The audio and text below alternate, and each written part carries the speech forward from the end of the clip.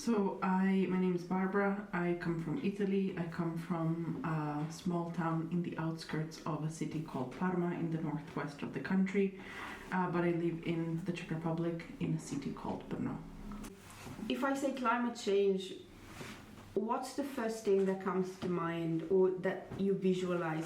I guess it would be the natural disasters that we keep calling emergencies, but they've now become part of our yearly reporting, right? So you see those wildfires that before just used to be okay, I guess it was super hot, right? That specific period of time, but now it's okay. So wildfire season has started, and I remember last summer, Italy was split in half. Like, the south was burning, the north was flooded. And, I mean, obviously we've always had differences in climate, but it was never as striking. And it just doesn't seem to stop.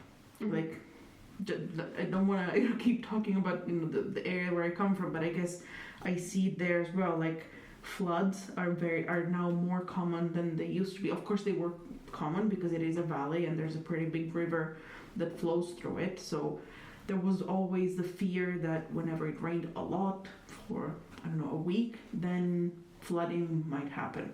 But right now, it's just like, it never rains, and when it does, you're almost certain there will be flooding. And then you have people that have suffered 3 floods in a year, and every time they have to rebuild, and they just keep hearing, well, this is just something we couldn't have foreseen, right? So I guess this is the first thing that I think about, the fact that we keep treating these events as exceptions, but they're now starting to become the norm. What's the thing that scares you the most about the climate crisis, or if there's something else that you would like to add that really, that you find especially alarming? Well, I guess it is in a sense similar, or it builds on what I've said before. I think the thing that scares me the most is the powerlessness, because I think the more serious these events will become, and I expect they will be, then the fewer chances we will have to face them, right? So this is the thing that scares me the most, and also the fact that somehow there's people who still don't believe that there's a connection between our actions and whatever is happening in the world. So as many things that have happened in the last few years, I think this is what scares me, because sure, I personally may eat less meat, right? You may eat less meat or no meat at all, or no whatever, like animal products. We may recycle, we may take the tram instead of commute by car, and take all of these small actions, and they're obviously important, but they're not enough. So I think what scares me is the fact that we now have to convince, everyone else that this is a problem.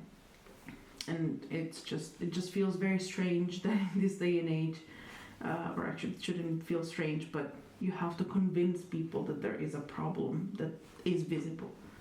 So this is the thing that scares me. And again, are you optimistic about the future? Are you hopeful about the future? And if you are, what makes you that?